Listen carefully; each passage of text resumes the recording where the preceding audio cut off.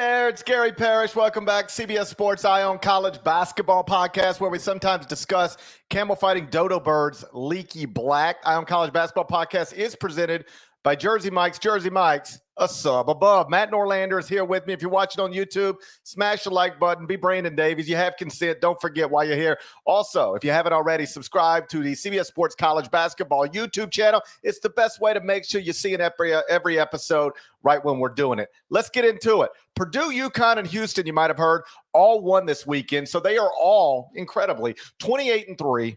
Outright league champs heading into their conference tournaments, and they're all now guaranteed, safe to say this now, to be number one seeds in the NCAA tournament, regardless of what happens between now and Selection Sunday. The only question is which one will be the number one overall seed, and I promise we're not going to spend barely any time on that today because there's nothing really new to say about these teams. They're clearly the three best teams in the country. They're all excellent. They're all reasonable picks to win the 2024 NCAA tournament. Here's the only thing I want to ask you, Deadleg, before we move on to what we're actually going to discuss here. And that's that, we're 1 week away from Selection Sunday. And right now, the selection committee would tell you that Purdue should be the number one overall seed, at least according to Jerry Palm and most other notable bracket projectors in this moment. Right.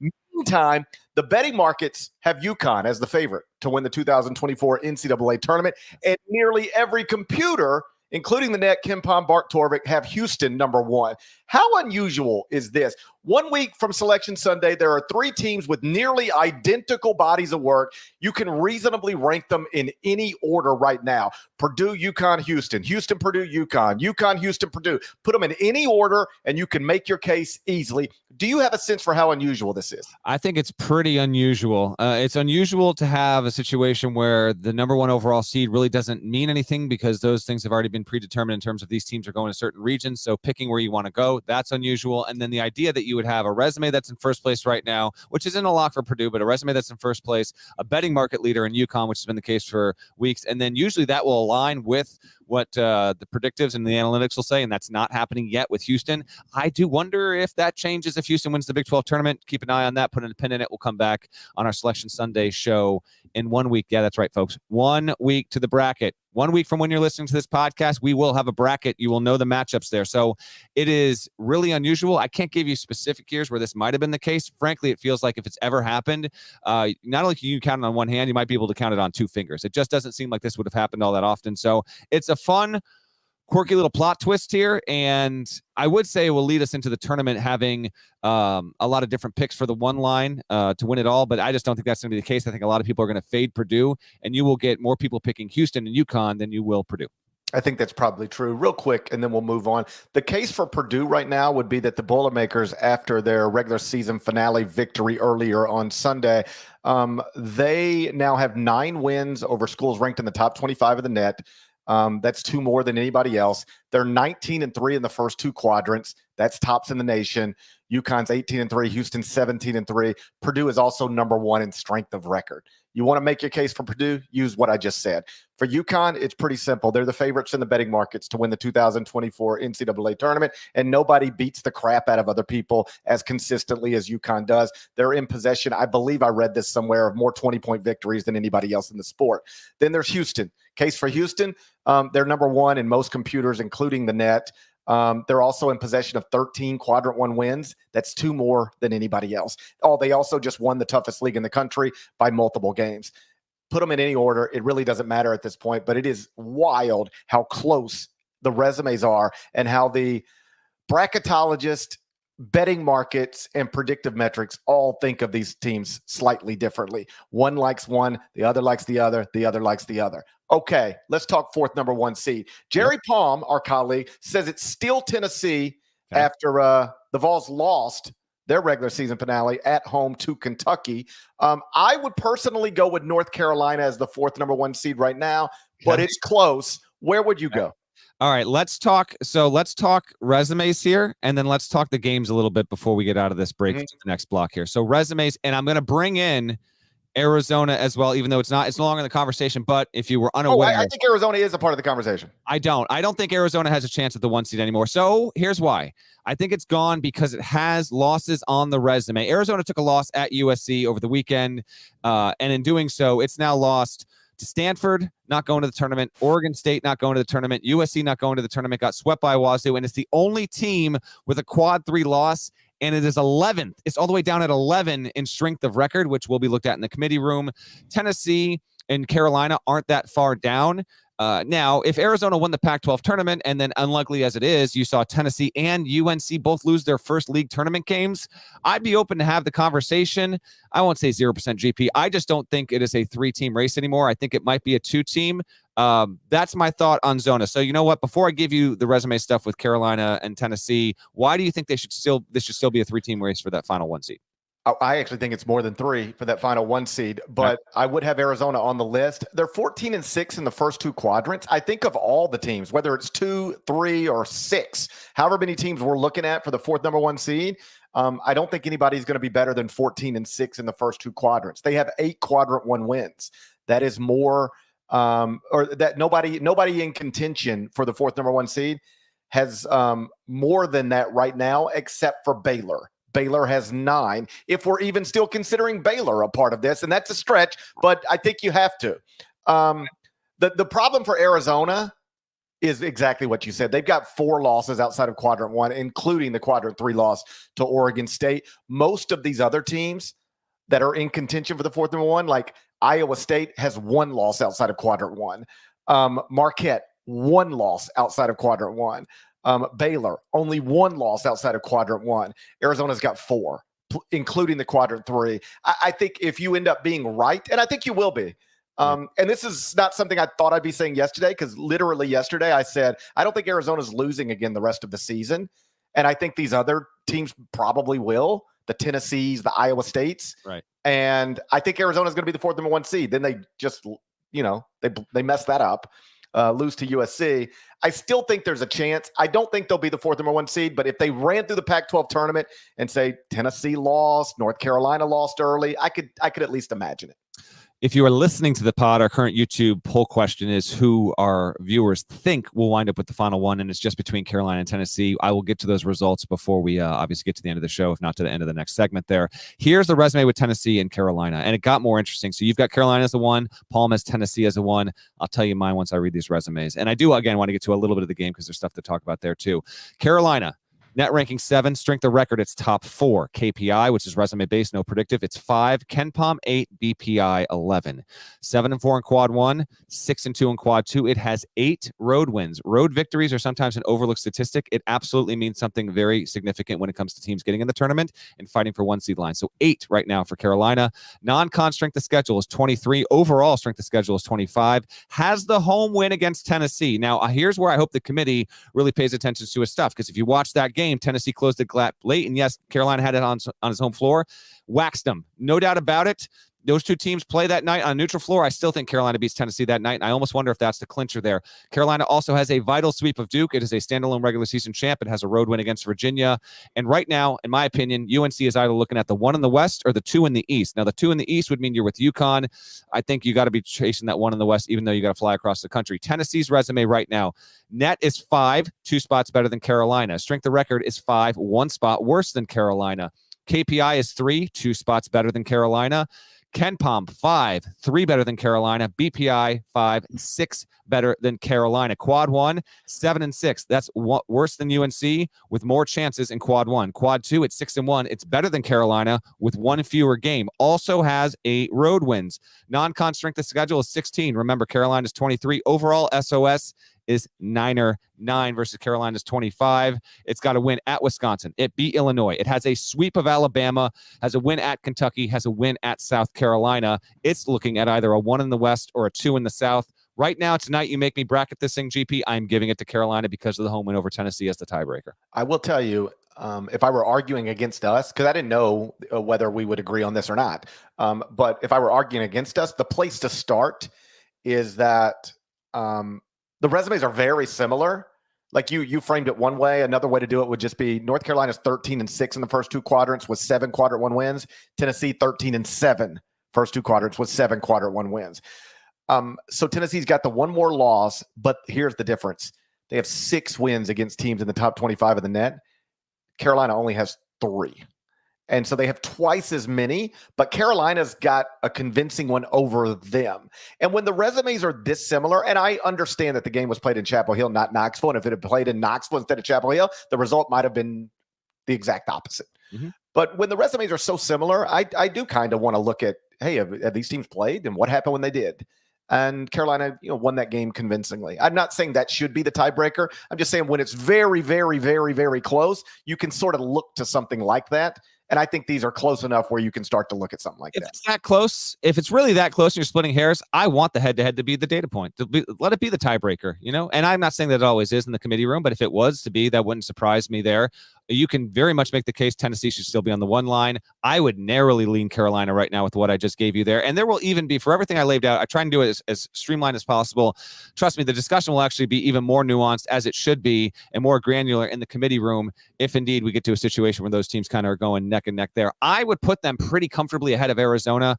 I don't think Arizona, I do think it's going to come down to what again, it will be more granular there, but the fact that it's going to have, you're going to get there, GP, and they're going to have more bad losses. They're going to have the only one probably with the Q3 on the board there. I just don't think it can overcome that. Overall, record-wise as well right now, what do we have here? So Carolina's at 6 losses. Arizona and Tennessee are both at 7, I think. Again, if you're splitting hairs there, Carolina narrowly has a better record, but Tennessee narrowly played a tougher strength of schedule. So you and I would both pick Carolina. How about this, though? To our poll question. The poll question is, who wouldn't you have now? It's who do you think will get it? I think it'll be Tennessee. I think Tennessee will win this race. Give me UNC coming around the final bend right now, but I actually think Tennessee will play well in the SEC tournament, win out, and that it will be the 1 in the West, and you'll see Carolina be at the 2 in the East. Obviously, that could happen. I would still lean toward North Carolina, if only because I think it's easier to win the ACC tournament than it is the SEC tournament. Yeah, fair. Yeah, I just think though that Tennessee is going to have to play more good teams on their way to winning an SEC tournament, then North Carolina is going to have to play on their way to winning an ACC tournament. How about this? If they both win out, give it it'll be Tennessee. Mm-hmm. My prediction is that Tennessee doesn't win out, Carolina does, and it's Carolina. All right, good deal. Let's talk just real quick, right. and I'm just going to name. I'm not going to go through them because I don't think these teams are going to be in play. But just so a fan base isn't like, what about us? All right. I actually think North Carolina, Tennessee, Arizona, Iowa State, Creighton, Marquette, Baylor. Man, you think all of them are still in the running? Just if we're putting it at 1% chance, just if everything broke the right way for them, and then all these other teams took losses, could it theoretically happen? The thing with Marquette, you got to remember, what if they run through the Big East tournament? They're 13-8 in the first 2 quadrants right now with 8 quadrant 1 wins. They only have 1 loss outside of quadrant 1. What if they won the Big East tournament, on the way there, beat Creighton, beat UConn? I haven't looked at the bracket that closely to even see if that's what they would do. Okay. That's up for them. And we're going to get brackets later in the show, by the way. And then the committee looks at it and goes, okay, they got those 8 losses, but some of them are without Tyler Kolek, and he's back now. I wouldn't rule it out. That's all I'm saying. All right. Don't rule it out. Man, that would be fun. I like that we got a good little race here for the final 1 seed. Yeah. Again, this is going to develop as we move along. Let's go to Durham here. Carolina, let's just talk game real quick. It gets its first outright ACC regular season title since 2017. Before we get to the game, actually, right off the top, Nada, if you have it, we are giving love and shine to the man who did so for this podcast at the top of the be careful. Be careful. Saturday, don't get us in trouble. You can play it. I don't know. And welcome inside, Cameron. These 2 programs really are so close in so many ways. As the crow flies, separated by less than 9 miles, about 11 miles with more conventional modes. There we go. Dan Shulman, the legend. The legend right there, Dan. I hope we don't get fired over that. No, we're good. I was told that's a no-no. Okay. Ooh. I was told it's a no-no. Only for specific social media promotion, I think. Podcast, we're good to go. All right. We ain't never going to get clips of this podcast. I give up. I've given up. Cormac Ryan had 31 points, a career high, 21 in the second half. Duke this season has only allowed 84-plus points in 2 games. They were both against UNC. This is a wild nugget here with Cormac Ryan, and credit to Steve Kirshner of UNC. So his 31 points were the most by a Tar Heel against Duke since Anton Jameson had 35 in Chapel Hill in 98, but he had 35 in Chapel Hill in 98. The last time a Tar Heel got as many as 31 in Durham was his coach, Hubert Davis, in 92 when Hubert went in to Cameron and got 35. I think he's also the last time a Carolina player had 6 triples in a game. Where the hell did this come from, Parrish? I mean, super impressive. Reminder, I picked Carolina to win straight up on the podcast on Friday. NBD, it's all good. And yeah, UNC, because of that, is still in high command for a 1 seed chase here. Defense and rebounding, and defense even with Duke scoring 79. I was super impressed by UNC, which did not come to mess around whatsoever. And somehow, some way, although I'm going to mention it right now, somehow, some way, we had a Duke tripping incident that did not take over the sport this weekend. Kyle Filipowski, apparently unknowingly, I know, take your sides, dig in, all good. Tripped up Harrison Ingram, and it was almost a moment. But that was like the 7th plot line in this game, which is kind of wild to think about. He hasn't really helped his reputation over the past couple of weeks. He is not. No. Like, I was willing to fight for him when it was like, yo, you might have just taken a first-round pick and broke his leg in a court storming. All right? But then you limp off like you can barely walk, and you got me going, you might have hurt this guy. I don't know, but you might have hurt this guy.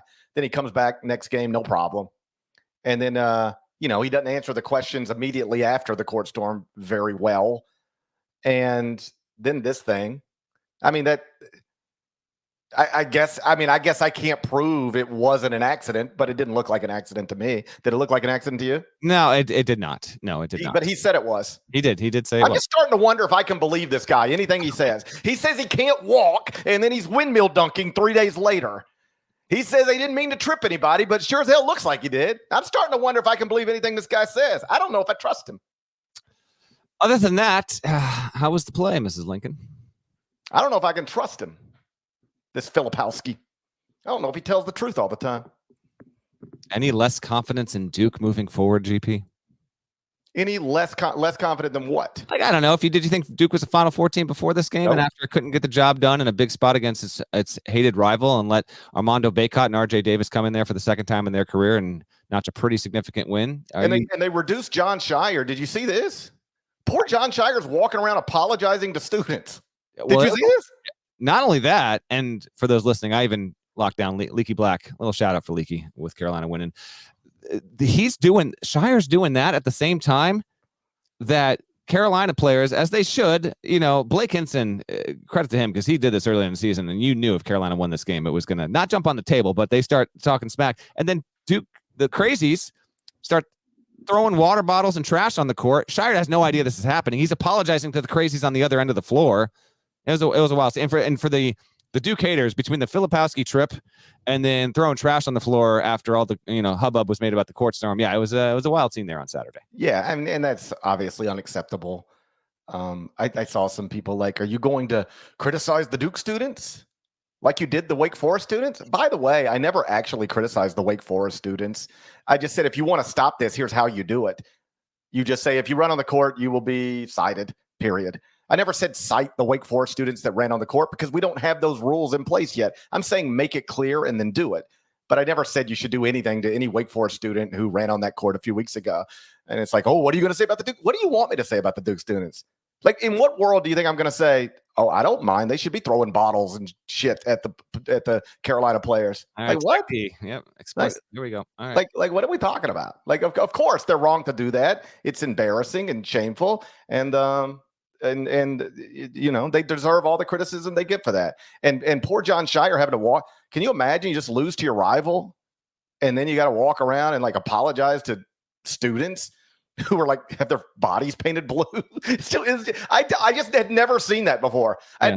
Can you imagine Kelvin Sampson walking over to the Houston student section being like, I'm sorry, we lost this game to Kansas. I just never seen that. Well, I mean, the juxtaposition between Shire going over and kind of saying like, I'm sorry, like we're going to get better. Like, I understand this is unacceptable versus K 2 years ago, literally chastising the crowd saying this is unacceptable. It's unacceptable. It's unacceptable. I love Duke. It's unacceptable. So that was also a crazy juxtaposition between the two. And yeah, it's a tough loss. No doubt about it. I mean, they didn't lose a game at home. They win the ACC. Year 2, they get beat by, they lose multiple games at home and lose to Carolina. They lose on a chance on winning the ACC regular season. Season's far from over, but if you want to be tapping the brakes on Duke a little bit because of this, I'd understand. Yeah, it's like what I said I believe within the past week. I'll never rule it out because they've got great players, and great players tend to do well in the NCAA tournament. But Duke has never cracked the great conversation, not one time this year. We've been talking about greatness, and it's always Houston, Purdue, UConn, and then maybe it's North Carolina for a minute, and watch out, perhaps it's Kentucky for a minute, and oh wow, look at Iowa State, they ain't going away. Duke's never been a part of that conversation in any sort of real way. I mean, we're more than 4 months into this thing. That's true, and it's been a tier below. But you know what? You got Cooper Flag and just a loaded class coming next year, so a lot of those expectations will be heavy going, and we'll save that obviously for down the road. I do want to mention this. This was also just an outstanding nugget here from Kirshner. In the last 20 years, Carolina has played Duke 9 times in the regular season finale, and in those situations when the Tar Heels needed a win to either claim an outright ACC championship or ensure a share of it. So 9 times in the past 20 years, Carolina has gone into a Duke game knowing it needed to win to have some sort of claim on an ACC championship in the regular season. Every single time that has happened, Carolina has beat Duke. That's incredible. Frankly, the facts and stats and situations when it comes to this rivalry are they're heavily leaning in Carolina's favor as of late. And by the way, as Nada noted in our messaging, Krzyzewski was in the building for this as well. I mean, goodness, he goes like 2 games a year. I feel like almost everyone. I think they won the game against Notre Dame when it was Bray's last game, so at least he got that one. But tough scene all around. It is a tough scene all around. Does that lock it up? Hubert Davis, ACC Coach of the Year? I would give it to him. There's no other option at this point. There's no other option. We're running long here. Let's get quickly Kentucky, Tennessee. It's amazing to me, truly amazing to me that, and I said this on HQ Saturday night, if you told Tennessee fans, Connect's going for 40 against Kentucky, they're going 15-point win, 20-point win? No. 85-81, Kentucky goes into Knoxville. I didn't realize this going into the game. Tennessee had won 12 straight home games against AP-ranked teams at Thompson Bowling. That was the longest streak in the history of the SEC, Parrish. Reed Shepherd, so our voting will happen later this year in this season, but I'm in the USBWA and voting is due by the end of Sunday night, so we have to give our first team, and I put Reed Shepherd National Freshman of the Year. I turned in my ballot today, and he was my vote for National Freshman of the Year. He is first of all, his shooting is a joke, man. The idea that you have a freshman that is a 52.6% three-point shooter going into postseason is an outrage. Okay, it's not like he's taking 2 a game. He's about 5 a game at this point, and he is the first Division I freshman to average better than 4 rebounds, 4 assists, 2 steals, and 2 made threes a game since Jay Williams did it in 1990-2000. Man, unbelievable what he does, and it wasn't just him, but between him and then Reeves goes for more than 20 again, and they had it. This was extremely impressive by Kentucky. They almost gave it away late. I get it. There was a 10-second call, and there were a couple spots there where they were kind of getting lemon booty. I get all that, but they go in and they get a win, and they jump to the 4 line because of this, as far as I'm concerned, and they are able to overcome. They basically Connect goes nuts. He gets half his team's points, but they kind of went around it. Very impressive for Kentucky. They did, to me, they won a race. They got to 85, and they can't do this 4 games in the tournament, I don't think. But I'm telling you, even if they don't win the SEC tournament, if Kentucky gets to the final, they are going to be the trendiest team below the 3 line, thinking that they wouldn't be a 3 in that situation. Maybe they will be, to be picked to make the Final Four or title game, because it's just so obvious. They're so fun to watch play. Dillingham, in addition to Reeves's, reliability, they just, there's a lot there, and it was hard not to be extremely impressed with Kentucky going into the spot where very few people thought it would win. I don't want to say they could lose in the round of 64, although I know it's possible, but I don't think they will. I could see them losing in the round of 32 or winning the national championship. Anything in between, any of it I could envision, because they're so talented and so awesome offensively that they are capable of beating anybody on any given day, because they can out-talent anybody on any given day. It's just that they have never been consistent with it. Obviously playing well now, but they've never been consistent with it. Top 25 and 1, I got Kentucky 17th right now. You said they jumped up to a 4 seed with this win, which suggests we were probably have them right in the same range rather. Kentucky fans were, and I get it. I anticipated it. I didn't move them up. they go and win at Tennessee, and I didn't move them up. And they're like, how could you not move us up after a win at Tennessee? The simple answer is I looked at everybody above you and didn't think you belonged ahead of anybody above you. There are like 6 other teams in the top 25 and 1 that won on Saturday and also didn't move up. So it's not unique to Kentucky. I just look at I'm just slotting teams based on resumes mostly. And UK, even after that big win, is now 8-7 in the first 2 quadrants, 6 quadrant 1 wins, 3 losses outside of quadrant 1, including that Q3 loss to Wilmington. They're also, this is the part that's like wild to me. I mean, you should see my mentions. Kentucky fans think it's the craziest thing in the world to have Kentucky 17th. They're 16th at KPI, 17th at KenPom, 19th in the net, 20th BPI, 20th at Torvik. They're right in the, yeah. I mean, what do we talk? I don't even know what we're arguing about. But hey, they looked great on Saturday, and they've looked great more often than not lately. And if we are talking about them in Glendale, Arizona, as one of the 4 last teams remaining, that won't surprise me at all. But they have done so much damage to their resume that they're never going to be able to be seated now where their talent suggests that they should be, or where that win on Saturday at Tennessee suggests they should be. Poll results are in. Again, this is projection.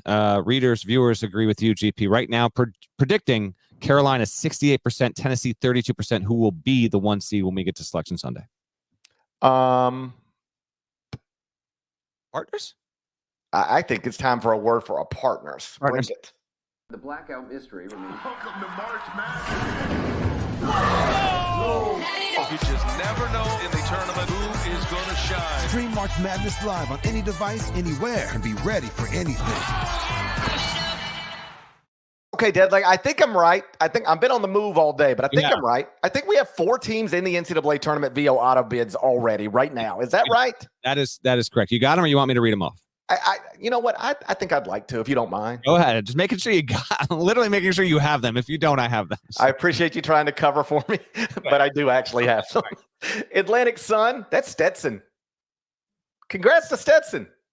Jalen Blackman, 43 in the title game. He set a conference record, 34. It came in the second half, man. It's outrageous. Sun, good on you. Awesome game, Parrish. Big South, Longwood. Longwood. The Longwoods. Remember them?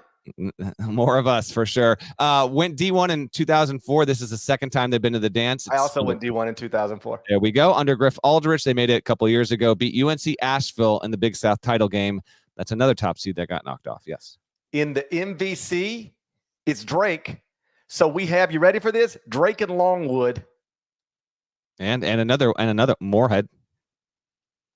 Moorhead out of the Saturday night OVC. Did you just Drake, Longwood, and Moorhead. Drake and Longwood went viral together like 3 weeks ago. So this is like a match made in heaven. If you say so. Congrats. Match made in heaven. Congrats to Moorhead State. Probably going to be on the 15 line. Beat Little Rock, another top seed in the OVC Saturday night. Kevin Harlan on the Valley every year, man. Come on now. Just great stuff. Drake, this was its 4th straight MVC championship game. It's won 10 of its last 11. Drake, how about this? So Drake is going to make back-to-back NCAA tournament appearances for the first time in a long time. Do you know the last time the streak began when Drake made back-to-back NCAA tournaments? Well, of course I do. Give it to me. 1983-84. They made 3 from 69, 70 to 71. They're in back-to-back dances here. It's their 3rd time as a member of the Missouri Valley.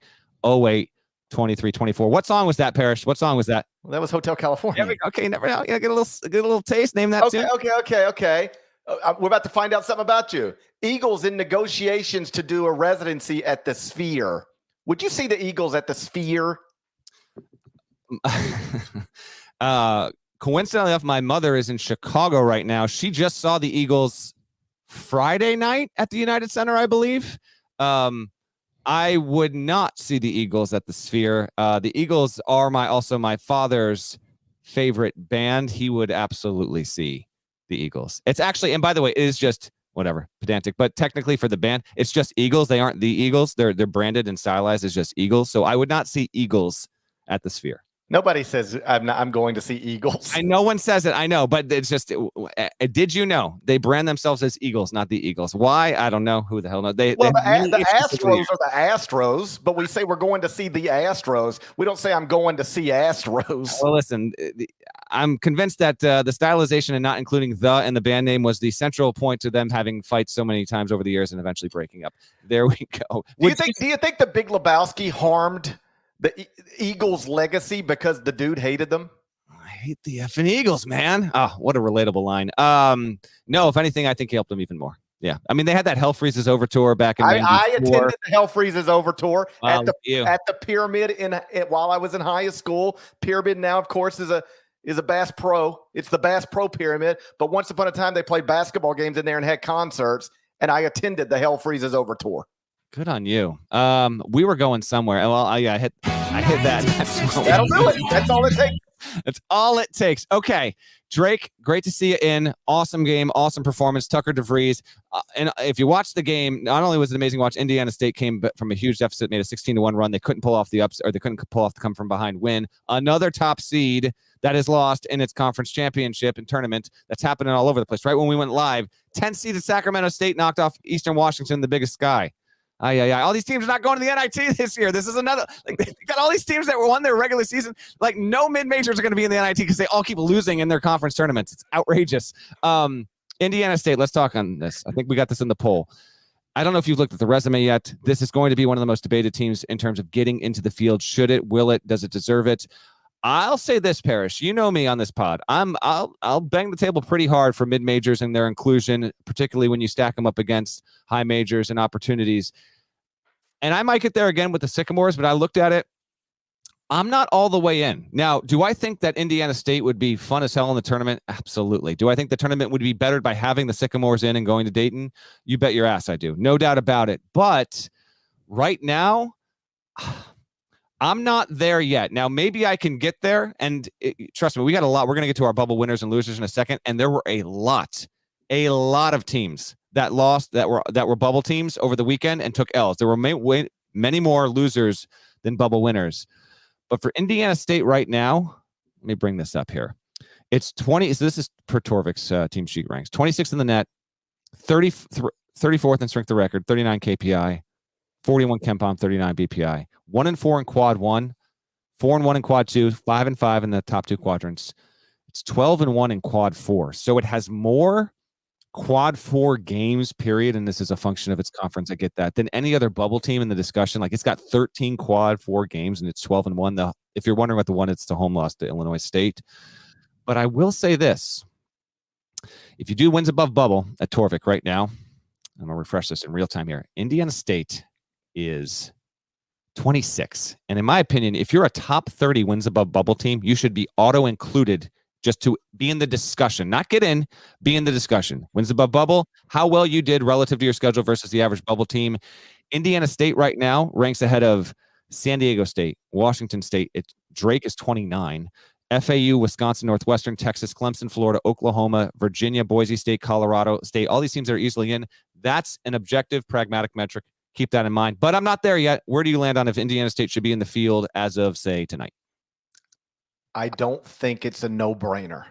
I don't believe like this is one of those deals where I would go, what are we even talking about? If you leave them out, you're crazy. Or if you put them in, you're crazy. I mean, they're right there. I mean, I could tell you all the good stuff, and then I could turn around and tell you all the bad stuff. I will start here, though. They're 26 in the net right now. I'm assuming that's going to drop tomorrow morning. Yeah. Okay, but it ain't going to drop far, right? Mm-hmm. Trivia time. Net rankings come out the Monday after Selection Sunday. What's the highest ranked net team on the day after selection? The best ranking? Highest? Best. Okay. The best ranking in the net on the day after Selection Sunday that has ever been left out of the NCAA tournament. Now, keep in mind, the net only goes back to the 2018-19 season, but we do have 5 years and 4 NCAA tournaments. Well, I guess we have 5 years. This is the 5th year of it. 2020, we had the net, but we had no tournament. We haven't had this tournament yet, but you get the point. Got it. I'll say the number is 32, and the team is. Was it Wake a couple years ago? Okay. First, I should rephrase. This is the 6th year of the net. Okay. This will be the 5th tournament with it. This will be the 5th tournament with the net rankings. The best ranked team to ever get left out, ranking based on day after selection Sunday. So everything's in. Yep. Is 33, NC State. Oh, 32. Oh, I remember NC State 33. In 2019. If you want it, 2019, the best team left out according to the net, number 33, NC State. 2020, no tournament. Pandemic. That was something. Yeah. 2021, number 42, Penn State. 2022, number 39, Oklahoma. Last season, number 38, North Texas. No team in the top 32 of the net on the day after selection Sunday has ever been left out of the NCAA tournament. Yeah, it is. And I'm, for our listeners, not for Paris, because we are still in a shallow sample size. Of course. And let me be clear. That doesn't mean anything. It doesn't. Yeah, you can be, it can always be true. No team ranked here has ever been left out until it is. And then we'll just use them as the bar next time. Yeah, and as just a reminder, as people get more dialed in on this, your net number doesn't mean as much as your opponent's net number and your record versus the quadrants. It's a sorting system and power metric ranking. I'm not even trying to tell you it means always net all there all the time. Just keep in mind other metrics mean more. The net is literally a sorting tool for all this stuff. Yeah, that's right. Like, I'm not even telling you that this means Indiana State has to be in. I'm just telling you the number they're going to have next to their name in the net on the day after selection Sunday is going to put them in a position, I believe, where they can say, hey, nobody like us has ever been left out before. And then we'll see. The body of work, 5-5 in the first 2 quadrants. They only have 1 quadrant, 1 win, and it's a win over Bradley. Like, that's not great. They only have 2 losses outside of quadrant 1. That's good. But one of them is a Q4 loss to Illinois State. That's terrible. They were a 17.5-point favorite in that game and lost it by 13. If not for that, they're in no problem. We're not even having this conversation. Which is a reminder, every game matters. Even the ridiculous game you're playing as a 17.5-point favorite on a Wednesday in December. Like, the one bad loss can really put you in a bad spot, and Indiana State is there right now. 26 of the net. They've been in the top 35 of the net all season. How about that? Since the net first published this season on day 1, they've never gone lower than 35. 34th in strength of record. All that stuff's good. They went 1-2 against Drake. That's not good. They're 1-4 against likely NCAA tournament teams. They have losses to Alabama and Michigan State. None of that is great. I guess I'd bottom line it this way. If you made me build a bracket today, right now, I would put them in it. They might be a first 4 team, but I would have them in. My fear for them is that, you know what it's like when you're in the clubhouse with this kind of body of work.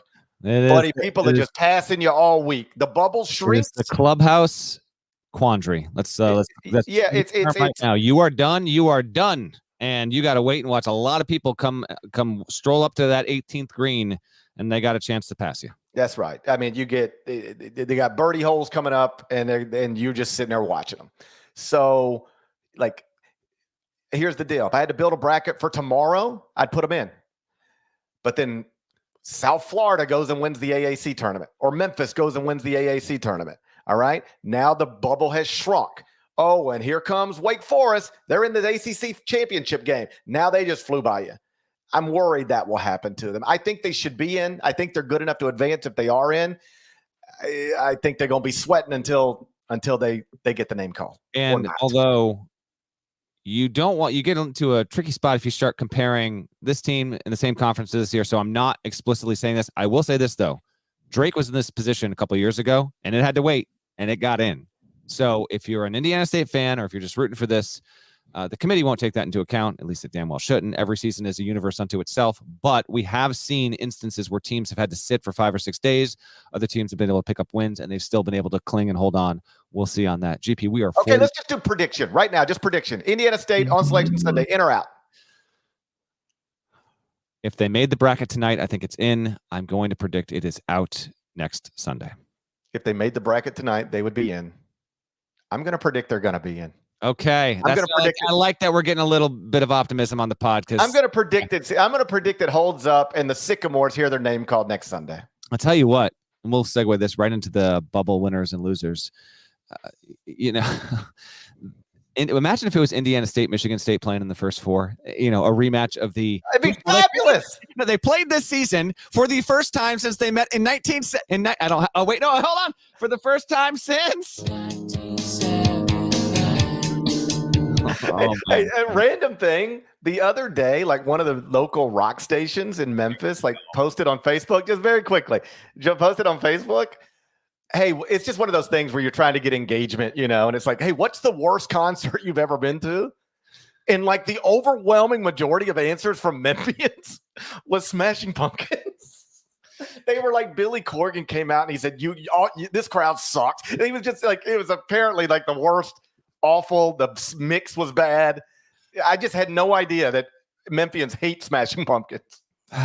Neither did I, but good to know. 1979, Michigan State played Indiana State. They had not played each other since until literally this season. Michigan State won. They wouldn't put them in a rematch in the first four, but if they could somehow make that, what do you mean they wouldn't? Now non-conference opponents, they aren't going to. If they could, and it was the bracket principles, is there a principle against that? In the other game versus they wouldn't have. Yeah, that's fine. Okay, just send them both to the first four. It's fine with me. That would be something. Okay, let's do good bubble, and there's not a lot. In fact, I only have 2 good bubble results from the entire weekend. And it's Wake Forest getting the job done over Clemson, 81-76, get to 19-12. The problem for Wake is this, and we are going to, if you're watching on YouTube, we're going to show you the league brackets here in a few minutes. Wake Forest has to play the Notre Dame Georgia Tech winner, which does nothing for you. And then it plays Pitt, which will get a little for you, but I don't know if it's enough. So the question will become with Wake is, would the 2 wins be enough? Because a third against Carolina would definitely be enough. Very, very tricky team there. We'll see. The other bubble winner is Colorado, which won at Oregon State, so it sweeps the Oregon trip. And if it's going to Dayton still, I think it's got the best resume of any team that's still going to Dayton. It's on a 6-game win streak and is the 3 seed in the Pac-12 tournament. Parrish, those are the only 2 good bubble results, unless you're about to give me someone else that I completely missed from the weekend. No, I mean, Colorado's obviously playing really well right now. Like you mentioned, 6 straight wins. I think Jerry Palm had them in on Sunday morning. Yeah, they were in. They were in after he had them in after they won against Oregon, and then they just didn't slip up. Yeah, and then they go win 73-57 over Oregon State. I think they're going to get there. I think at the very least, the Pac-12 is going to have 3 with Arizona, Washington State, and I think Colorado's going to join them.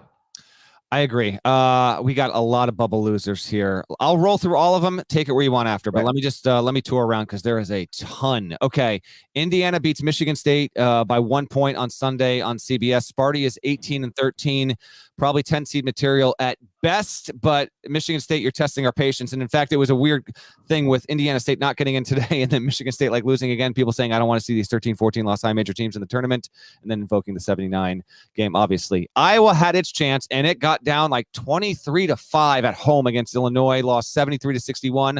Hawkeyes weren't in the field. Now they're even further behind. They got a lot coming to them. Now let's go to what happened on Saturday. Creighton wins 69-67 at Nova. Dude, the game was like 28-3. Nova came back. Trey Alexander hit a game-winning shot with 0.2 seconds remaining. Villanova's got to win at least 2 in the Garden. I said this on HQ. If you aren't aware, if you're trying to keep a track of this bubble thing, here's the deal with Nova right now. Nova is a 17-14 team. Loss volume and win total has to matter. The record is 15 losses for any at-large team ever. Trivia time. Give me one of them. You got it, GP? Georgia might be the worst win percentage. You might be right. Vandy had 15. I'll look Georgia right now because I don't want to keep moving on here. Hold on 1 second. Georgia. The Dennis Felton team that won the SEC tournament. Yeah, I'm looking. Oh, but that's but you're talking. You're talking at large. I'm talking at large. Yeah, I got you. I got you. In as a 14-loss team in 01. So 15 was Vandy, and there's another one that I'm not recalling. That's what I was thinking of. My point is this. Nova fans, I know you got to win games. I almost wonder if you got to make the Big East title game. So keep that in mind. You had a chance on your home floor, and you made a big push. It wasn't enough. Providence also gets out to – it was the inverse, man. Providence is up big on UConn early. UConn comes back, storms. I mean, forget about it. Providence led 15-2. UConn win on a 40-9 run to end the first half, man. Just outrageous. 74-60. Providence is way off. It's going to need to get to the Big East title game minimally. We'll see you there. Couple teams that I think are going to get in, but took losses, and their footing isn't that solid. So the seeding situation could be tricky. TCU loses at home to UCF by 2. TCU. That was dumb. TCU is 7-11 in the top 2 quadrants.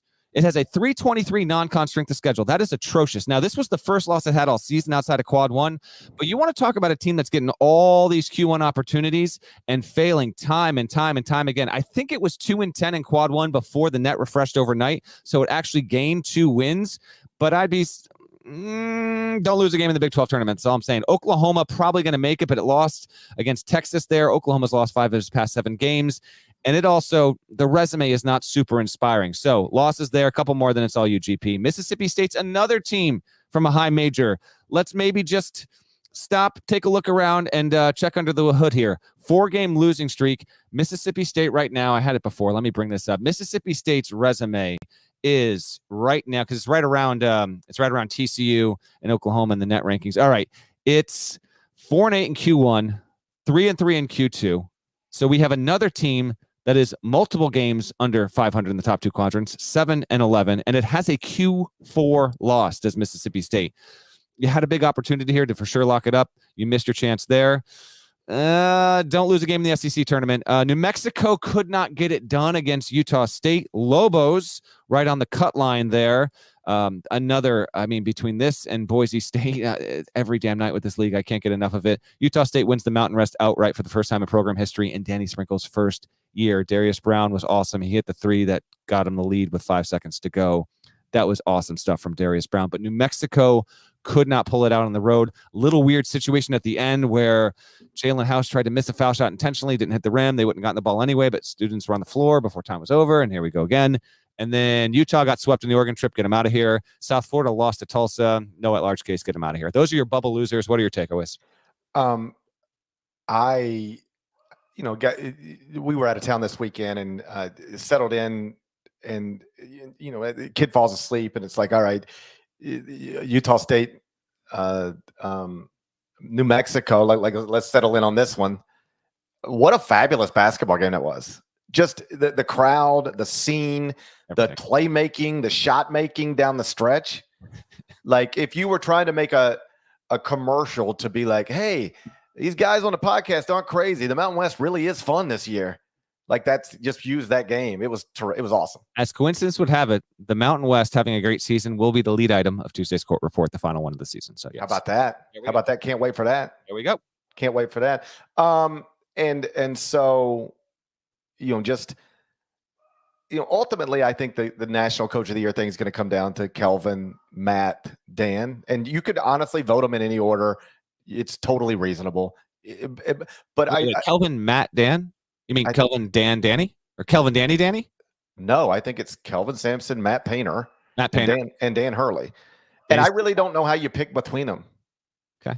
You don't think those 3 should be 1, 2, and 3 in some order? I mean, they have been excellent and separated from the rest of the sport. They're there. Danny Sprinkle took over a program without a returning player and just won the Mountain West that is going to send at least 5 to the tournament.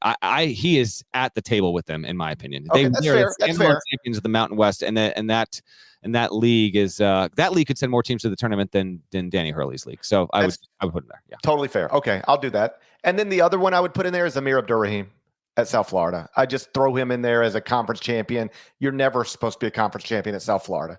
I mean, I say this respectfully, but like that's never supposed to happen. Mm-hmm. And he's responsible for that. So those 5. Those are if I had to put a 5-person ballot together right now, that would be my 5. And Danny, I guess this was my point. Danny would definitely be on that list of 5. He's been awesome and sounds like he might have some big decisions to make soon. Yeah, he's a rumored candidate for Washington. We'll see if that comes to pass. His dad played football there. Keep that in mind. Before we take the break, and we need to take our break here, just with all the teams I mentioned right now, like around the cut line, I think you've got Mississippi State, Seton Hall, Virginia. Actually, if you want to say Virginia was on the bubble, they actually got a win. So I didn't include them as a winner before. So they're worthy of inclusion. St. John's, they got a win, but they beat Georgetown. What do you want from me? Indiana State, New Mexico, Nova on the other side of it, Providence on the other side of it. again, this will get more clarity later into the week, but at least I wanted to touch on a lot of those bubble results. We have brackets to give you, and we have games to preview. So unless you got anything else, well, actually, you know what? I take that back. I don't want to just do bubble stuff. Real quick, Houston destroys Kansas. Yes. Okay, so 4 results real quick. Houston destroys Kansas. Take it where you want. Texas Tech beats Baylor, which was like kind of surprising. Texas Tech is the 4th seed in the Big 12.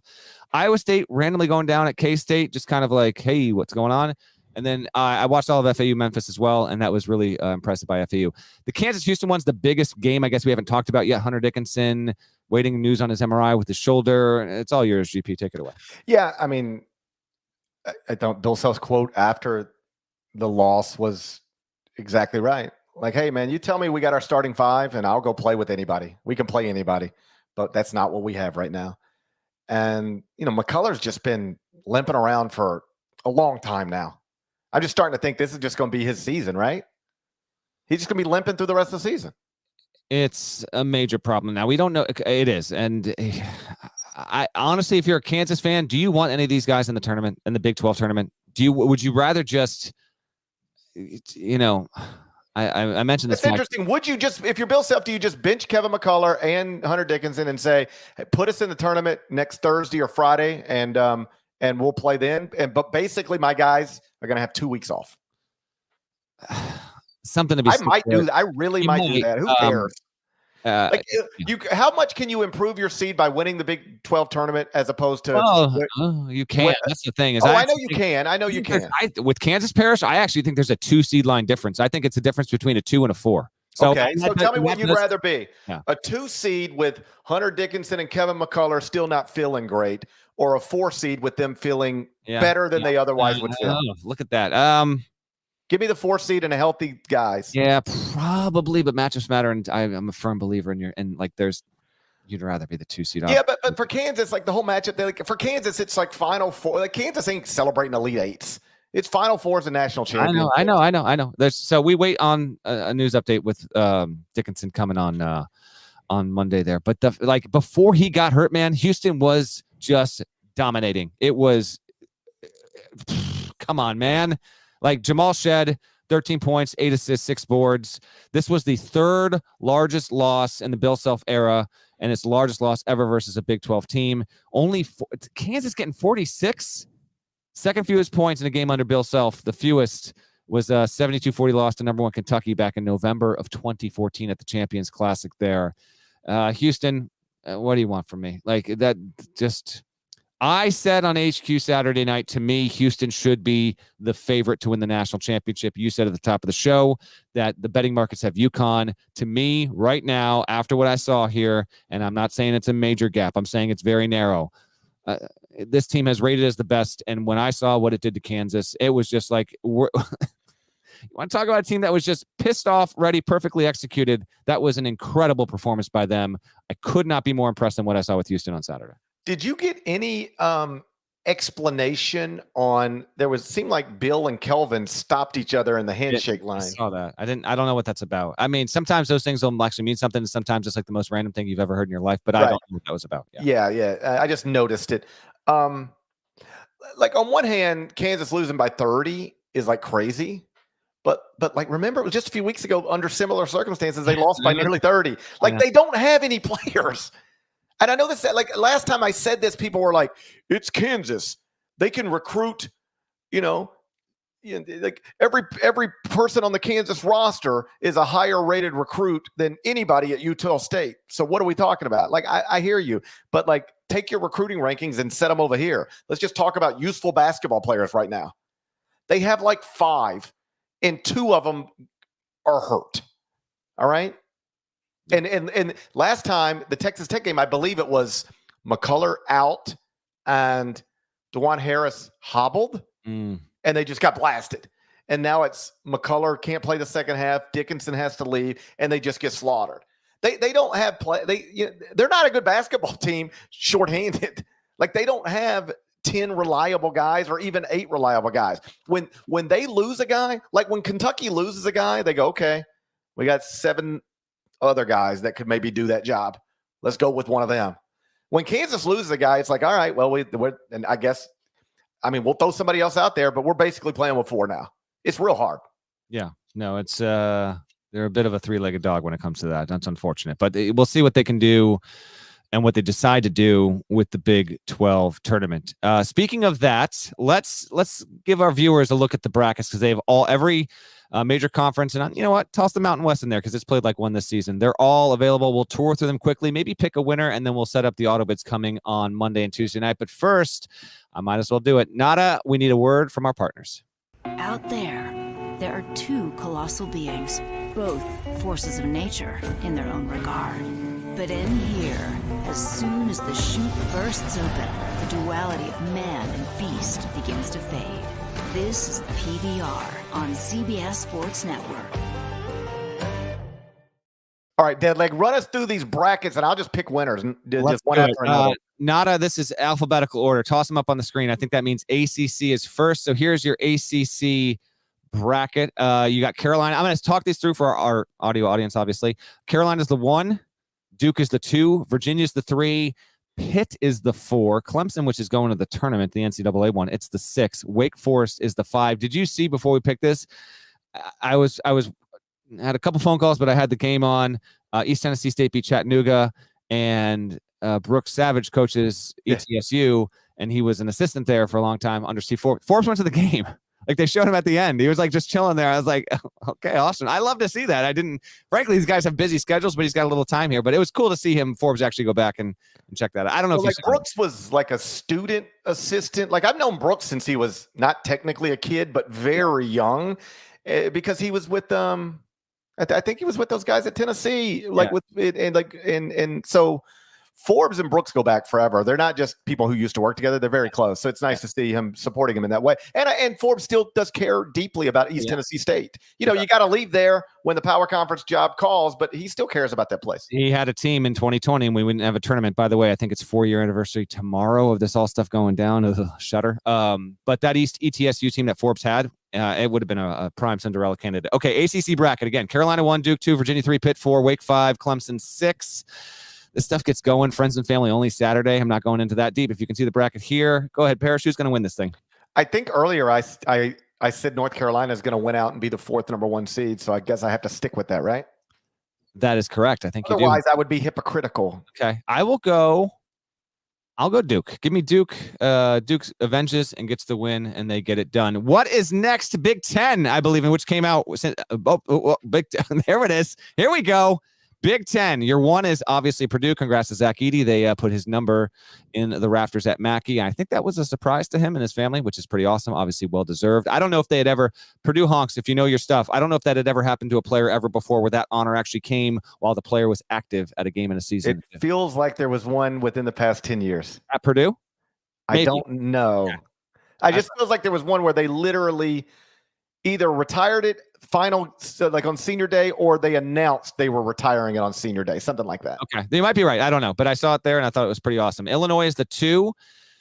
Nebraska is the 3. Look at that. Nebraska, for only the 2nd time in the past 50 years, won 12 conference games. Nebraska's going to the tournament. I'll wax on this at least one more time between now and the start of the first round. I love the fact that we have Nebraska, Northwestern, South Carolina, Washington State. Who else am I missing? Teams that are almost never in the tournament are all making it the same year. I think that's tremendous stuff. Nebraska's the 3, Northwestern's the 4.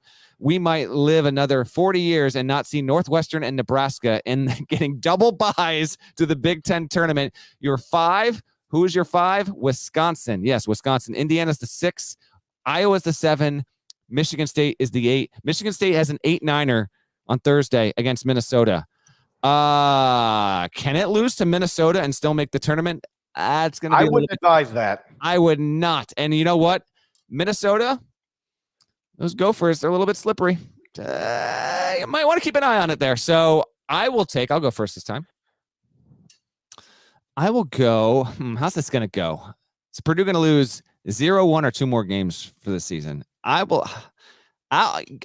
take Illinois to win the Big Ten tournament. That's 2 non-1 seeds for me to start. And that's not by design. I'm just picking this in real time. I'm obligated to pick Purdue. I know. I'm a Boilermaker at this point in my life. You're Purdue Parish. That's what you are. For Michigan State, I really do think it's you beat Minnesota and you're in. lose to Minnesota, and buddy, you got to sit over there and sweat with Indiana State. Yeah, wouldn't that be Because something? if you beat Minnesota, that's not great, but like then it sets you up where the only thing that can happen to you is either a win over Purdue, woohoo, or a loss to Purdue. Who cares, right? Yeah, that's true. You know what? I said alphabetical order. I think we jump Big East. Nada, if you have Big East, if you have the Big East, bring up the Big East. There we go. Nice looking graphic here. Your 1 is UConn. Your 2 is Creighton. 3 is Marquette. Holy crap, the Garden on Thursday for this second tip. Seton Hall is your 4 and St. John's is your 5. So it's not just that both those teams are dancing right on the bubble cut line. It's that they're both local fan bases. Oh my goodness. I cannot wait for that game. So those are your 4-5. Villanova is your 6. Providence is your 7. UConn will play the winner of Butler in the 8-9 game. Dude, chills on my arms getting ready for this Thursday quarterfinal setup there. Afternoon to deep into the night. I'll go first, and then you can go first for the next one. I will take. Do I keep up the bit here? We've had 1 seeds go down all around the country in these mid-major ones. Why the hell not? Put it on. Clip it, share it. Dan Hurley, go ahead. I'll take Creighton to beat UConn in the Big East title game. That's disrespectful. That is wildly disrespectful. We're not going to have all these 1 seeds aren't going to win. I'm just saying. There are 3 teams that have separated from the rest of the pack, and you're trying to throw them right back in there with the pack. The Garden, it's Big East. Anything can happen. I am taking UConn. You know what? I'll take it back. I do. I'm taking UConn. Okay. I can't not take. They've been so good. They're so much better than everybody else in the league. 4 Big East championship games and not won it. I can't. I can see it happening. I gotta walk it back. I'm taking UConn. Let's use this now too. UConn's going to win the Big East tournament. UConn's going to win the Big East tournament. Clip that back to back. Yeah. Go UConn. Can we take a moment here? Yeah, take a moment. I do not like that they're calling these home games for St. John's. They're not home games. This is outrageous. This is actually like a decision where people put thought into it and they just reached the wrong conclusion. Tell me why people reached the wrong conclusion on this. I can't tell you why. I can't tell you why. What band is that? Poorly sung. The Eagles again. There we go. There we go. Why are you singing the Eagles nonstop and then getting mad when I bring up Smashing Pumpkins after you brought up Smashing Pumpkins? You said it. Okay. All right. All right. Anyway, I don't know why they gave this designation. It's not going to be a home crowd for St. John's. They're going to have a lot of people in the building, but because they're more familiar with the traffic route from home to the building. Yeah, because they know how to operate the subway system better. You're going to go down 7th and you're going to wait. And if you got a red light there, then you're going to wait and you're going to go down another one and you want to go down 5th Avenue. And that's how you get there. And that's why it's a home game for St. John's. What do you want from me? I'm working here. No. Okay. Tell me, first off, put a name on it. Who decided this? I don't know. Dude, I have no idea. Find out who decided this, and then let's chastise them by name, because this is outrageous. Hey, whoever you are who decided this, do St. John's fans have first opportunity to buy every ticket for every St. John's game? If not, it's not a home game, okay? It's not a home game when other people's fans can buy tickets the same way your fans can buy tickets. And this really does matter, because if you get into it actually has implications. Okay, so we're gonna if they beat Seton Hall, they're getting into the tournament, but I understand. Okay, so if this is going to be considered a home game, if they play somebody, and I haven't even looked at it, but let's say they played the team that's ranked 35th in the net.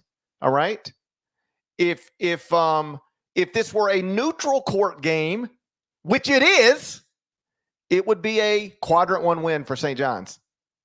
But given that they're now being told your Big East tournament games are home games, that win over the team 35th in the net would be a quadrant 2 win for them. Oh boy. Because only 1 through 30 at home is quadrant 1. That's not right. It's a thing. This is the thing that frustrates me more than anything.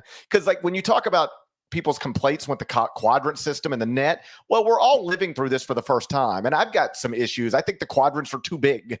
I don't think beating Houston and beating the team that's ranked 75th on the road should both fall in the same quadrant. That seems stupid to me. Well, just so we're clear, they do actually on their team sheets when they do this, those upper tier quad ones actually have a separate designation. So. I know, but this is also true. If you beat Houston yesterday, You recorded a quadrant 1 victory. That is And true. if you beat Samford today out on the road, if you won at Samford, Absolutely, that's a quad 1 win.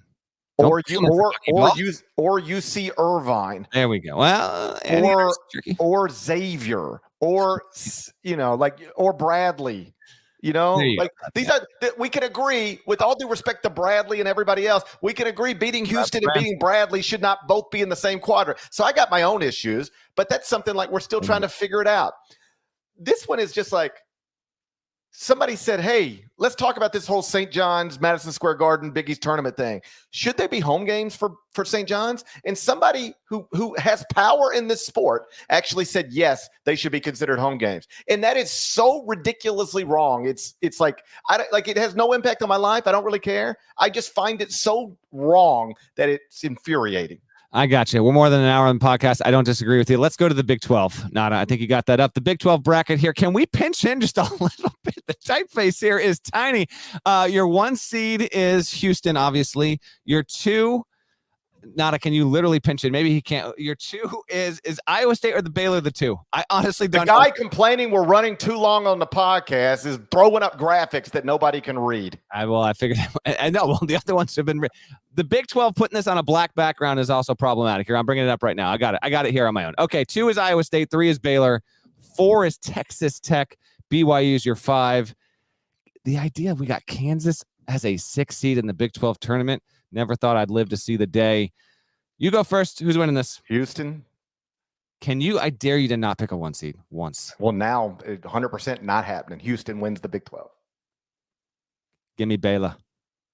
I'll go Baylor. I'll shift off, even though I'm a big believer in Kelvin Sampson in Houston. I will go with Baylor beating a hobbled Kansas team, outrunning Iowa State, and then getting hot, flame throwing, getting it done in Kansas City over against Houston. That's my pick there. Next up in the queue, I think it's Mountain West. I think we got to look at this Mountain West bracket. Utah State's your 1. Nevada is your 2. Don't call them Nevada. Boise State's your 3. Vegas is your 4. San Diego State's your 5. New Mexico 6, and Colorado State, which is a lock for the tournament, is the 7th seed in this bracket. As we told you on a recent episode, all of these teams are within 5 percentage points chance to win the whole damn thing. You go first. Utah State. Come on. Hey, listen, this isn't a bit. Can you pick a non-1 seed, please? That's like I am basically if I ever renounce my status as a Boilermaker, I am going to pledge allegiance to the Aggies.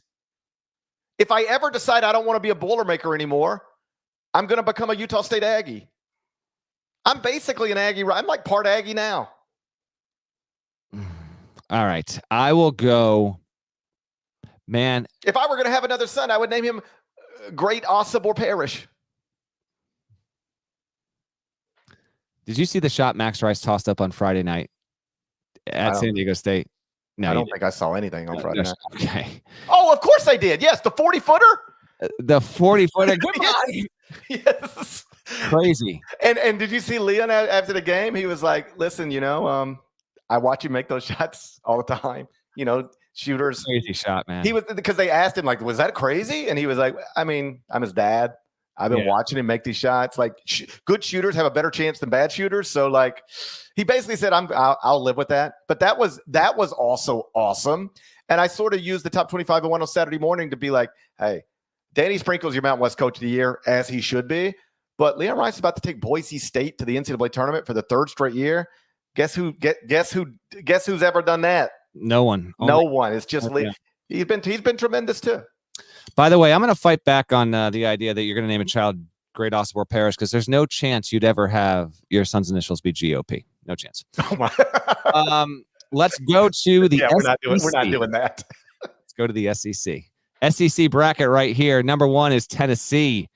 Number 2 is Kentucky. Number 3 is Alabama. Number 4 is Auburn. Your 5 seed. Yeah, it wound up being South Carolina. That puts Florida on the 6th line, A&M on the 7, and Mississippi State is your 9, and yet it is in the field right now. I will go first, and I'm going to pull a GP. I will take Tennessee. Okay. Come on.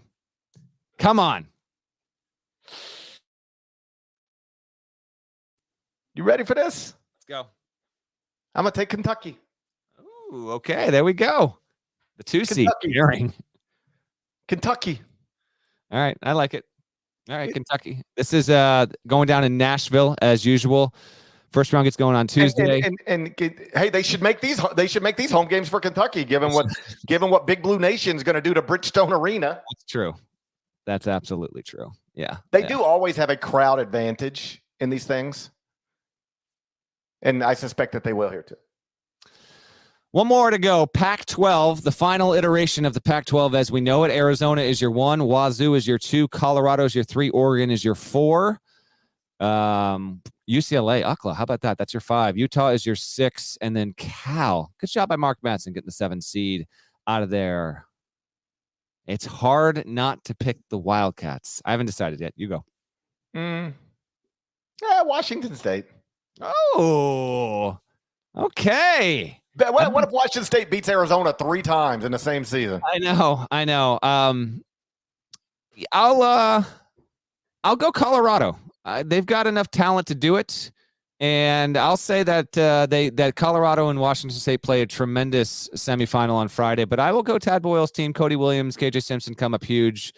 That's a very tasty, tempting 3 seed for the Pac-12. So that's your major conference tournament bracket. Obviously, when we reconvene on Wednesday, we'll preview more as need be. Paris will probably want to open the show on St. John's getting screwed over home court advantage, and I don't disagree. Let's quickly turn ahead to Monday and Tuesday. I have the games. Do you want to read them? Do you have them? Do you want me to read them? What do you want to do here? I might take too long, so you should probably do it. Okay. All right. WCC semis going down Monday night in Vegas. 2 auto bids on the line. Got the Sun Belt. Arkansas State against James Madison. Arkansas State beat App State on a buzzer beater on Sunday. So that's another 1 seed that is out of its conference tournament. James Madison trying to get into the field as a 31-win team here. Although actually, did I jump the gun? Chat, get me in real time. Did JMU win? Correct me in real time because I had that in brackets just in case. The other auto bid is ETSU versus Samford for the SoCon Buckyball versus Brooks Savage and ETSU. So that's a big one. So we get 2 more coming on Monday night. James Madison did win. It will play against Arkansas State. Tuesday, 5 more bids coming. CBS Sports Network is going to have your CAA title game. Matchups are to be determined at the taping of this pod right now. Also at 7 Eastern, ESPN will be the Horizon title game. Also at 7 Eastern, the NEC title game will be Wagner against Merrimack. 9 Eastern, WCC Championship, ESPN. And then 9:30, CBS Sports Network, your Summit League title game. We got 4 in now. We'll have 6 on Monday. We'll have 11 teams in the field by the time we pod again on Wednesday morning. Woo, I can't wait for that. Yeah, man. Hey, and I will be home on Wednesday morning. 9 a.m. podcast on a Wednesday? You want to do a 9 a.m. on a Wednesday? Yeah, let's do it. Why not? Let's do it. We can get into it 9 a.m. on a Wednesday. 9 a.m. Eastern on a Wednesday. Hey, listen, just to show you I'm not so eager to get off this show. Your kiddo was in a baseball tournament. Did he win? We finished 2nd. That's why Paris was a little frosty kicking off the show. We went 2-0 yesterday and 2-1 today. Lost in the championship game, but the little guys played hard. It's fun. We're like in this really intense 7-year-old baseball world now. It is not the world I ever thought I'd be in, but it's just fun watching your little guy be like he loves it and he competes in it, and they're playing. It's fun. It's been fun. But buddy, it'll eat up your weekends. Yeah, no, that I know. That's and this is the last weekend that I'm going to be home until after the Final Four, and I'm already gone Monday through Friday. Like I literally drop my kids off on Monday morning at school, and then I don't see them again until Friday morning, and really don't spend time with them again until Friday night for like months at a time now. Like it's not ideal. So I just try to make it a point. Like he's in a baseball tournament. We're going to do this as a family all weekend, and I'll know enough about basketball by the time Sunday night gets here. Yeah, no, that's the move. I have my kids in once a week, just basketball practice stuff, and the younger one, they're on. So they go to this thing with like, I don't know, I want to say there's probably 80 or so kids doing this, and it's just like all-star camp and like learn to play, very basic stuff. But they're on opposite ends, so I'm kind of just trying to bounce back and forth. And sure enough, I leave the 5-year-old to himself for a minute, and he's come just running over like bawling. He's the only kid crying in the whole thing. I'm like, what is going on? What is going on? It was water break. You have my water. I'm like, I do have your water, dude. I'm so sorry. This happens, of course, 10 minutes previously. Like he's learning how to really dribble, but the ball he had was like, it had an inconsistent inflation to it. So he did it too hard. I hit him in the face. He started. I'm like, oh gosh, let's go. But he does love hoops. We got a hoop down in our den, and he's shooting at it all the time. So we're not at your level of intensity with that. This is just it's wild. It's a wild scene out there. The parents are crazier than the kid. The kids are great, but the parents can get a little wild sometimes. Always doing it, don't they? Yeah, they do. Yeah, but no, you'll run into like listeners of the podcast at these little baseball events. You know, it's the tournament we were in this weekend. It's most of the best 7-year-old teams from the Memphis area and like North Mississippi. So you'll have some people like, hey, don't you have a podcast to do? I'm like, we're just as soon as this game's over, I'm getting home. I'm headed there now. So I appreciate you and Nada and the listeners being a little patient. I know we started a little later than normal on a Sunday night, and that was strictly because I was trying to be a father. No, it's completely reasonable. And hey, listen, we had a good live audience here tuned in amid the Oscars. Don't even know. Do we know who? Someone spoil it for me right now. Is it over? Did Oppenheimer win Best Picture? If anyone in the chat, you got like 30 seconds before we close this podcast, or maybe Paris knows. I don't know. I don't know anybody who's won a single award tonight. That's how detached I am. How about that? And normally when we do the show in years past, well, first of all, it doesn't ever feel like the Oscars are this late into this. No, you know what it is? Because I've had this feeling. I vividly remember the Will Smith slap. I was in New York, and I'm home now. So something's off with the calendar. I think it's the Final Four is like a week deeper than it typically is. But it usually doesn't feel like it feels like the Oscars are always like mid to late February. Real time. Like the Oscars should be maybe next week. So no. I think they should be early. They're usually in February, aren't they? This is amazing. I don't know. I just know that the Will Smith slap. I was in New York, and the only reason I would have been in New York on a Sunday night. Oh, okay, good call. Now like for Selection Sunday or Championship Week or something like that. That's a good call there. So, all right, good deal. I think that's a show. Shouts to Devin Downey. Shouts to Chester, South Carolina.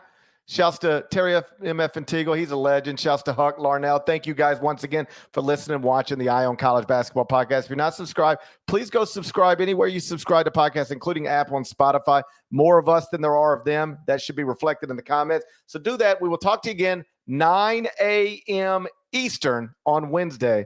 Till then, take care.